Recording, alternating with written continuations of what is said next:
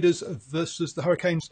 It finished 38-22, which makes it sound like it wasn't that it was a close-ish game, but it was far from that. Hi, I'm Paul, the guy behind DrivingMaul, your best place rugby predictions and opinion. And joining me this evening to go through the game is John. How are you doing, sir? I'm okay, thank you, mate. And how are you? Not bad at all. Not bad at all. Into a feast of rugby, having watched also the Sunwolves push the Waratahs very close earlier this evening. That very nearly, well, they lost by just a single point, which is pretty impressive from them. By the width of an upright. Yes, it was a very very close game. So this one, the Crusaders apparently have basically not lost at home in nearly 3 years. 16 straight games coming into this one. And I think we all had the Crusaders down as heavy favourites, didn't we? Yeah, I think so. They did make a little bit of heavy weather beating the Blues, and traditionally, maybe not so much under Scott Robertson, but traditionally they have been slightly slow starters when it comes to Super Rugby. So there was some hope, I think, that we would get a highly entertaining and competitive game, something like we saw last night, or maybe something like the Chiefs Highlanders game from last week. But really, it ended up like the first 15 playing the under-16s, didn't it? Well, for one half, yes, and then for the other half, it kind of evened itself up a bit.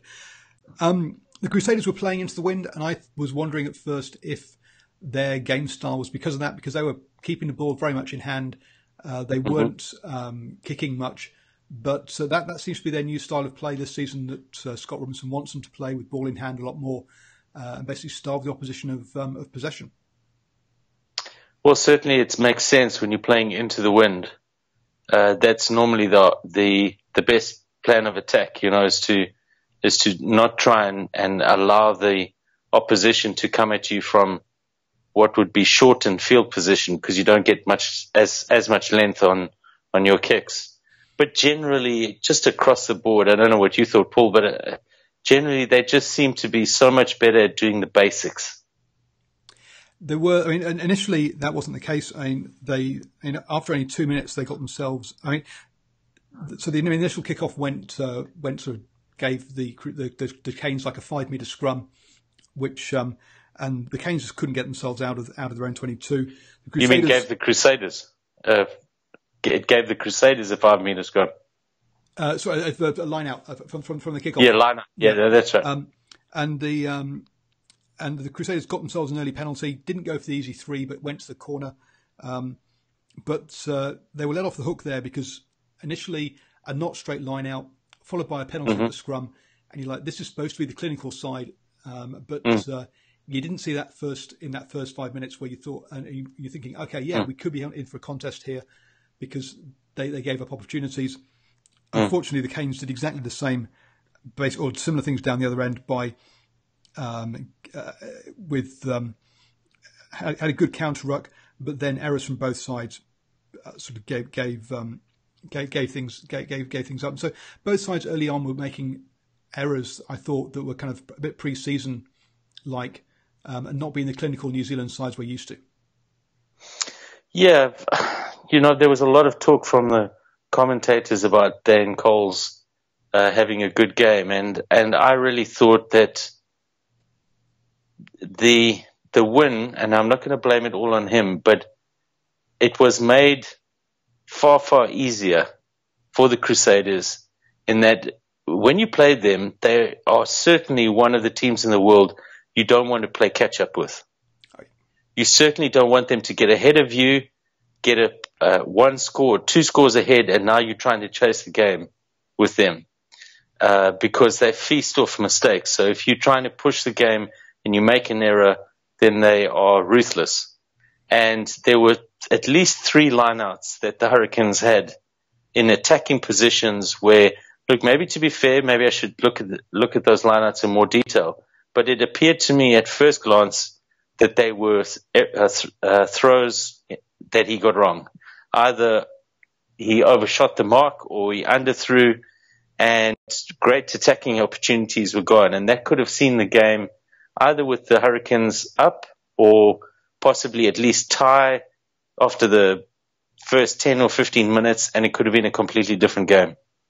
Yeah, exactly. We saw, Barrett went over for the first try with a line out that went wrong, but both sides fumbled it, and the Canes let them off. Then the Canes went down the other end. The Crusaders couldn't, because they weren't kicking to exit. They struggled to exit, and as you say, we then had we had 2 lineouts on the trot where the Canes lost their own lineouts and basically just allowed the Crusaders to march down the field. And then we had some wonderful play from Mattielli, who the ball comes goes wide. Sorry, it went back the way where the lineup was. Mattielli's about to get bundled into touch, but he throws some sort of miraculous offload inside him, for the Mo'unga collects. Everyone's thinking he's gone out, so they all stop playing, and Mo'unga just runs over and scores.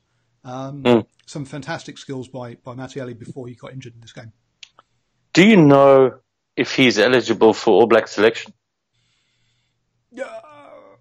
Now, he's the cousin of Tuanavalu, who was eligible.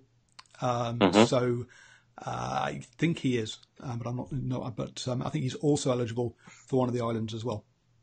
Well, it's just, it's not as if, that's really great news because they don't have much to select from in New Zealand, do they? So, so that'll be a relief for the All Black selectors.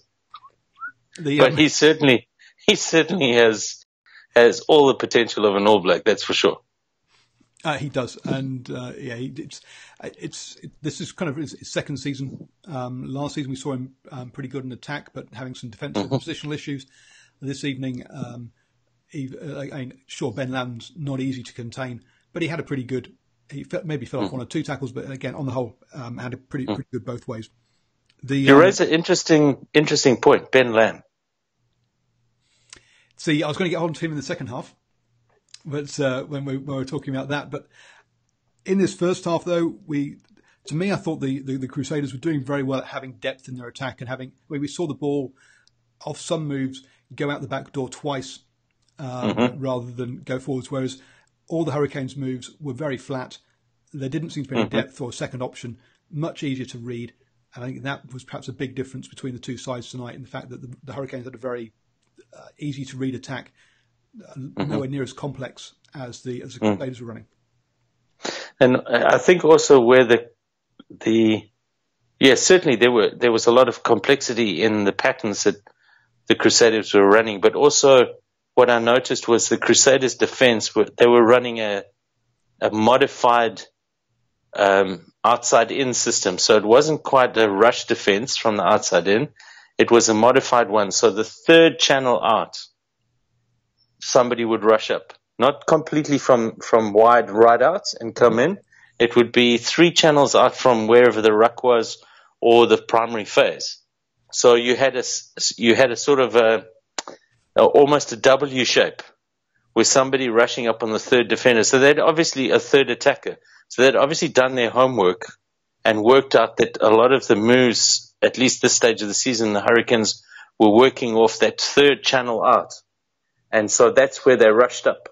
Now, normally that would open up gaps in the defense, but they had some patterns that they were running behind that in defense in case somebody got beaten with a step or something. And it took until the second half for the Hurricanes to actually work out what to do with that defensive pattern. But by then the game was long gone. Absolutely. This was the game that at half-time the game was gone. And that was via 2 more tries. It was 24-0 at half-time. We had the next try was via Havili going up the middle, offload to Bridge, who kicked it deep. So we're looking at lots of offloads in this first half, something like 13 offloads to 1 for the Crusaders, the Highlanders. So not only were the Crusaders running multiple patterns, they were also getting the ball away fast out of the tackle zone as well. Mattielli again, another attack that broke down because. I've gone blank as the guy's name who's the number 6, but his pace just wasn't there. Whereas again, Mattielli grabbed a ball, offload off the ground. Goodhue again. There was lots of that. And Goodhue was amazing. And Goodhue is he is such an All Black. Because not only did you see, I think it was also in the first half, that absolutely miraculous bit of skill where he's falling to the ground and he offloads it out the back with his left hand. I mean, that is just extraordinary bit of skill. But the thing, like most All Black level players, in fact, all of them in the way that they're currently selected, his primary core roles he does so well. So he has these extraordinary athletic feats or these feats of skill that you just go, wow. But on his core roles of attack and defense, passing to the left and right, making tackles, he is just outstanding. When you consider he's only about 23, he's got a long, successful career lying ahead of him. Yeah, and I think he really matured last year when Crotty was out and he had to be the leader in that back line. And he stepped up and took that responsibility well. And we're seeing him carry that through into this season here, is that, he's not relying on Crotty, who's the senior player there, to make the decision. Right. He's quite happy to make the calls himself and to back himself and to take the other players with him. I'm going to make a strong statement when I'm going to say that at the same age, he is a better player than Conrad Smith was. I'm not saying from a tactical acumen and the core roles. I'm just talking about sheer athletic ability. He's ahead of where Conrad Smith was at that age, which is a scary thought. It is. I'm not sure that Conrad Smith's people don't sort of rank him because of his athletic ability, but he was decent in that area. Yes. But he was never the most athletic player out there. But yeah, you're right. Goodhue is someone that we could that's staying injury free. Could be absolutely the next decade. Absolutely. The other thing that though, when things are going for you, they're going for you. So the last try, the line out was overthrown, but then the Canes then stumble it. They then have a scrum where the ball just pops out the back, and you think, okay, this isn't going anywhere, but suddenly it pops out to Mwanga, who steps through and scores. So even the ball was bouncing the right way for the Crusaders in that first half. Now I know you make your own luck, but yeah, they were a little bit lucky as well with how some of the ball went. Yeah, but it reminds me of the very famous quote by Gary Player: "The harder I practice, the luckier I get." Exactly. Yes, and one of the stats they put up at half time, which I thought was interesting. We talk a lot about time in the 22, the number of entries into 22. At half time, the Crusaders had been in the Canes 22 for 3 minutes, whereas the Canes had been in the Crusaders 22 for 2 minutes 14 seconds, and yet the score was 24-0. So that's a huge indictment, eh? Because the one thing that really stood out for me, is the difference in how well those two teams, in comparison to each other, appeared to be coached. So it just looked like the Crusaders were a far, far better coached team, right? Maybe that's unfair to the Hurricanes coaching staff, but it was like a well-drilled machine. They knew what they were doing. They knew the patterns that they were running. They knew where they needed to be. And even when there was moments and flashes of brilliance that were obviously outside of the plan, the support lines were always there. And for instance, in the first half, it was very clear that the Hurricanes were, and certainly for the first 10 or 15 minutes of the second half, the Hurricanes weren't committing enough players to the ruck. And so their ball was constantly under pressure. And there just wasn't a quick enough response to that. They all seemed to be wanting to stand off to be ball carriers without securing the ruck. And that Christie at halfback or scrum half, he had a torrid time, right? So yes, he made some mistakes, and yes, he's not Perenara, but certainly he was. a number of times I saw him having to clean out at the ruck, which certainly wasn't being required of Bryn Hall. No, it wasn't. And if we look at the two sides, if we look at the starting 15s at least within the Crusaders, The only player that jumps out to me as being not there last season was Douglas at 8. I think the entire rest of the other 14 players were all at the Crusaders last season. If we look at the Hurricanes, though, we've got Christie, who he was there, but he's the backup. He's the backup scrum half. Fletcher Smith at 10 is new in that setup. Lee Mitchell, or I think it is, was also new in there. So they've got something like 3, maybe 4 players who are new to the squad this season, and they're also not playing their first choice 9-10 either. So you can understand how, yes, they're going to look less well coached. They're not going to be as cohesive with that. But, so there's more to come from this Hurricanes side, I think. They're hugely talented, right? But changing the 9 and 10 is not going to improve the quality of ball that the forwards give to whoever's playing 9 and 10. Those forwards needed to front up and clean that ball up. And maybe, you've got a point here. Maybe a more experienced number 10 would be shouting at his forwards, "Don't give me that rubbish. Clean up your own mess here." And that's certainly what Dan Carter would do, in which he would refuse to take a ball that wasn't quality, right? And say, "You sort it out. Keep it with you, and you sort it out," right? So yes, maybe there is some of that, but certainly that forward pack needed to step up and sort out all the interference that was happening on their ball in that first sort of 60 minutes. Yeah, and they didn't do that. They tried to play out of their own half in the beginning of the second half as well, just like the Crusaders had been doing into the wind, but they messed it up. Allowed the Crusaders to do what they do best, which is score either side of half time. Suddenly it's 31-0, and you're seeing a lot of the key or some of the key players for the Crusaders getting hooked early. Franks, Moody, Scott Barrett, Rich Mwanga, all were hooked pretty early in that. Well, I think Franks were not off at half time. The other 3 were hooked very early in that second half, with Robinson clearly thinking about the rest. All those 4 players are going to have very long seasons. He was looking after his players pretty quickly. Yeah, definitely. That's why, that score might as well have been 51-0. The fact that they ended up with 17 points, the Hurricanes, that's, a bunch of those points were scored in what's called garbage time. Game is gone. Second stringers are on, not for impact, but simply to give the main starters a rest for the Crusaders. And, really those points were inconsequential. They weren't ever close to coming to remove the bonus point from the Crusaders. Basically, to be honest with you, there were very few players from the Hurricanes that came out with any sort of credit from that game. Yeah, no, they did actually, by scoring that, they got 22 points. So by scoring in the 82nd minute, they did remove the try bonus point. Did they? The Crusaders. Oh, my bad. So, my bad. So it's only a 4-point victory, and I put that in air quotes because it was a very convincing one. And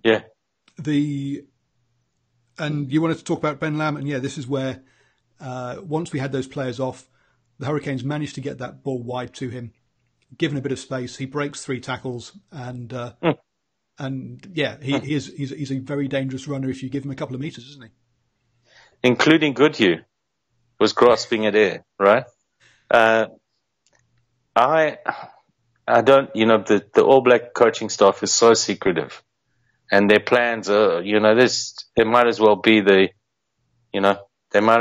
Oppenheimer project as making the first nuclear bomb. You can't find out anything, and unfortunately, our press in New Zealand doesn't really ask the hard questions, right? But I would love to know one day why Lamb wasn't selected last year, and whether or not he's even on their radar. Because to me, if you put him in the All Black environment, he'll be deadly, right?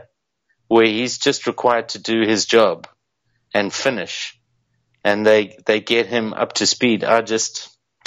He is something special. I don't think he's on their radar at all. I think Bridge is well ahead of him as far as 11s go, and obviously Rico Iwani is the first choice in that jersey. I don't think he's. And I think whilst he's good, interesting. Whilst he's good in that situation, I think they have big question. I think they have question marks around his work rate and his ability to get back. Is where I think they have the questions. But yeah, I don't think he's on the radar at all. Personally, that's really interesting, because there's certainly, if you were to say to me that kind of situation, to me he's the best finisher in New Zealand, right? And as a core skill, that's right up there with what you require of wings. And I would put him ahead even of Ioane. But yeah, that'd be very interesting. I'd love to know if they've said to him, this is what we require of you to be considered. I'd love to know if they've given him a list of work-ons, I hope they have. Anyway. But I'll be honest, we did on last Wednesday night, we did the All Blacks edition, and we went through and we said who was on the aeroplane, who was in the waiting lounge, and who was waiting at home, and who was on holiday. And he wasn't even mentioned as being on holiday. He didn't even come into the conversation. 1, 2, 3, Rarotonga.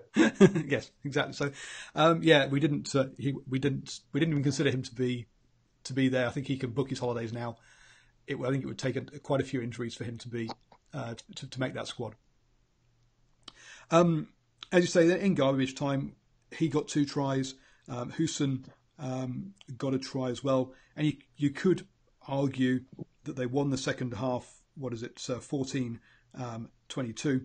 But as you say, the game had long gone by then, and players off the pitch. So, yeah, we with those players off, the Crusaders suddenly didn't look to have the same structures. They didn't have the players running from depth, the number of options running. The offloads, as I say, it was 13-1 at half time. It ended up being 14-4. So we only had one offload in the second half.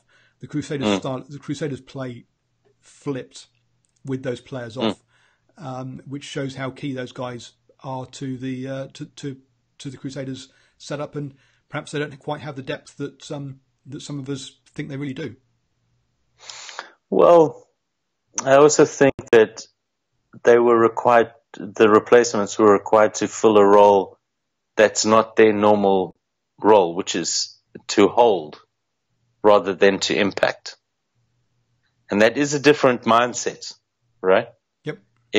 When you come on with 20 minutes left, or you come on with 35 minutes left, you come on expecting to up the pace and to administer sort of the death blow, versus being asked to come on and hold your little brother at arm's length, while he swings away, in vain trying to hit you. It's 2 very different mindsets, right?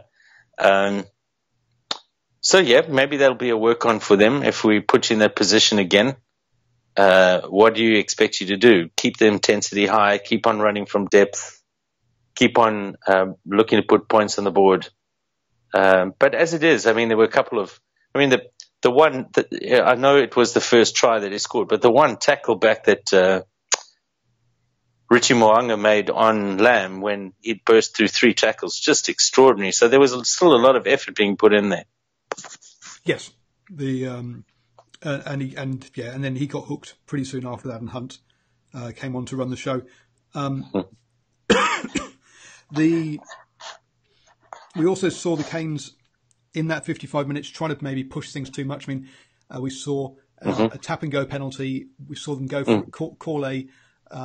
They had the penalty option on the 22 and called a scrum. And you're like, here's a team that has zero confidence in their lineouts. With that, 6 lost lineouts in this game, affected their decision making around those penalties as well. Yeah, absolutely. Their lineout was a complete mess, right? And you would expect better with the All Black hooker in place, but he has not played a lot of rugby the last 2 years, so maybe there's some rust still to be dusted off. I think the All Black coaches will certainly be hoping so. Absolutely. you can't blame nerves or excitement for this for a player who's got his experience. Yes. But for those sort of ones, that has got to be a technique issue. Now, whether it's him, the wind, or the lifters not getting it right, or the jumpers not getting it right, we'll see. But as you say, it looked like he'd overthrown a couple at the very least. Yes, and underthrown. That was the other thing. There was one that was underthrown as well and picked off. So, yeah, in that kind of wind, you're going to get some increase in the error rate, certainly, but not 6 lineouts. No, and it's also the same for both teams. And correct. And the Crusaders only lost 1. Now, exactly. Not all their lineouts were cleanly won. Yeah. So I mean, it's not like they had perfect lineout ball, but yeah, they only actually lost 1 lineout. Mm-hmm. So yeah, if that's and as I say, the conditions are the same for both. One lineout in that kind of heavy wind, that's a sort of, let's call it acceptable error rate you would be looking for, right? Yeah. And also remember that Cody Taylor. That's with Cody Taylor not playing as well. So we're not talking about the first choice. Correct. And also Luke Whitelock and Kieran Reid not there, who are both quite often line-out options. Mm. The other thing that both coaches will want to work on, we had 13 penalties against each team. You want to be keeping that down to single figures, really. So both sides, and we saw the Crusaders lose Hunt to the bin. Again, Joy with over 80 minutes gone for repeat offences. I'm going to champion my idea again. I think every 5th penalty should be automatically a yellow card, rather than this arbitrary. The referee deciding, okay, I think we've had too many now, because it leads to inconsistencies. And I think if we said it was every 5, we'd find that the game would clean up very quickly as players realise that. There you go. That's quite a nice idea you got there, Paul. Yeah, that's that could have a lot of merit, actually. I certainly felt, especially in the first half, that the Hurricanes were very fortunate not to concede a yellow card. And then there were stages in the second where the Crusaders, I thought, also were very fortunate not with just penalty after penalty, either on the edge of the 22 or just inside the Crusaders 22. So, it is a bit of a blight in the game. I remember the Springboks used to call the 5 meters in front of the Australian or Waratahs try line, they used to call it the war zone, because if you got there, full war would do something nefarious, right? So Jos van der Westhuizen used to call it the war zone. It was a well-known area. You knew that he was going to lie on the ball, play hands in the ruck, do something, right? So, I think that's not a bad idea. Any particular players that you were that stood out for you in this game? You'd like Scott Barrett was magnificent. Scott Barrett was magnificent. Just in the last maybe year, he's just gone to another level, and I would have been amazed if somebody had said to me that New Zealand would have a third lock that could honestly challenge Whitelock and Retallick for their place in the team. But if he continues on the trajectory that he's on, he really could. He is really showing that level of improvement. He's an absolute tiger in all facets of the play. I think that all I can say is I want to know what they feed them in that Barrett household. My word. Well, you've got to say that they're not perfect, because there's 2 brothers who haven't made it. And here's the thing. I'm told that the older brother had to give up rugby because of concussions, which is very sad. And I've heard that the younger brother is wildly talented, the youngest, who's like 18 or something. So who knows? There might be 4 of them playing for the All Blacks. He might be, but he's undersized. I got to see him play some club rugby down in Taranaki last season. Yes. So I think the talk is that he isn't quite big enough to make it professionally. Well, watch him. They'll have a lock. They'll have a first 5. They'll have a fullback, and they'll have a halfback. You know what I mean? He plays in the back row, so I think he's a 7. But yeah, Okay. so we'll see if he but I don't think he's going to make it. A couple of names that we heard quite a lot. I picture their mum that had to cook the food, like the Whitelock mum. Can you imagine the Whitelock mum when they were all teenagers? Imagine how many animals died for those Whitelock boys to be that size. My goodness. Well, hey, it's lucky their dad's a father, so he could grow all the food. Farmer, sorry. A couple of players that Lee Mitchell and Princep got mentioned quite a lot on the Hurricane side, and they got through a lot of work. If in a losing cause, Lee Mitchell, this is his first season at Super Rugby level, so it's going to be interesting to see how he goes. I got to talk to him last season during the Mitre 10 Cup, and it's only about 3 years ago that he was stood in the stands with a green bucket on his head, shouting and swearing at the players. So it's going to be interesting. So it's nice to hear one of the sort of real fans who have come through and getting a go at being a professional player. Who was playing 7 for the Hurricanes? So the 7 for the Hurricanes was Princep.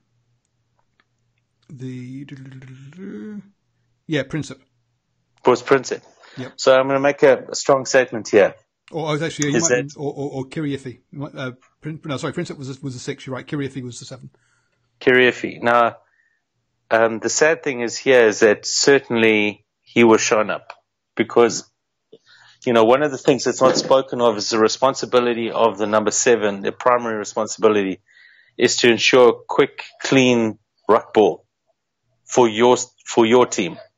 Before it comes to slowing the opposition ball down or winning turnovers, is to attend you can't make every second ruck. Not even Richie McCaw or George Smith could make every second ruck, but say the very best, let's call it every 2.3 rucks on your ball, that you should be there and you should be blowing out the hands that are trying to slow that ball down. And you could see that the impact that Todd, help me, the number 7. And, yeah, Todd was the 7 for Crusaders. And Matt Todd, yes. Yeah. But Matt Todd, you could see that Matt Todd is an out-and-out 7, a traditional New Zealand number 7 that secures quick ruck ball for the Crusaders, right? And that's something I think that they're going to need to have a look at in the Hurricanes. Their whole dynamic of their of their back row has changed with the loss of their captain to England and into the England squad. So although he wasn't a 7, and I don't know if the return of Ardie Savea is going to make a huge impact, but certainly until such time as Savea gets back, they need to have a look at who they're playing at 7. Yeah, you also saw Matt Todd. I was looking through the stats. He got through 10 passes, which meant that he had as many passes as Crossy. So he played that link role amazing very well. So not as many runs as players like Tafura and Douglas who would run it up. But yeah, his role was to link it all together, and as you say, to clear out those rucks to make sure that they got quick ball. So very much traditional style 7 that we perhaps missed occasionally. Mm-hmm. Cool. Who struck you? Who stood out for you? I like seeing Lee Mitchell because he's someone I've talked to. I've talked to before. I thought Crotty was pretty quiet this evening, and that Good Hugh was the player that you saw involved in everything. And now maybe part of that is the fact that he's in that number 3 channel that you talked about. That meant he was running up a lot, and so we saw him engaged a lot in those, both in defence and then also his handling in attack was very good as well. So, I thought Goodhue was very good today. It's going to be very interesting to see what they do when the weather changes here in New Zealand, when it starts becoming wet and cold, because there's clearly a huge emphasis on the offload in their preseason training. And look, I haven't seen the schedule for the Crusaders, but maybe they've got a large number of games in Australia and in South Africa where that kind of game is going to pay huge dividends. But as crafty as that coaching staff is at the Crusaders. I'd be quite interested to see how they adapt when the wall becomes wet and slick a little bit later in the year. But, surely part of that tremendous offloading game is pivoting around a good Hugh. One way or another, they seem to be playing off him, as you said, in that channel. So one of the things I've heard is that a training tactic that Dave Rennie used to do with the Chiefs, and I don't know if they still do it, is apparently he used to soak all the balls in a bin of soapy water, so that when it did get wet and slippery, they trained for it. So maybe they're planning on playing the same style and just training with soapy balls all the time. So the other game has already kicked off. We probably should have finished about 5 minutes ago, as everyone's gone off to watch the other game.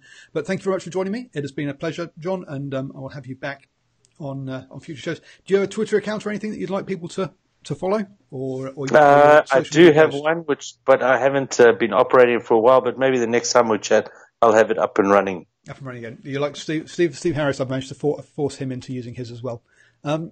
So there we go. Get people back onto Twitter. So thank you very much for joining me. Don't forget to subscribe. That's up there. Down there is a link to Patreon, how you can support me to help keep bringing you this content for free. And there are 2 videos that the YouTube artificial intelligence says you're going to absolutely adore. So click on those 2.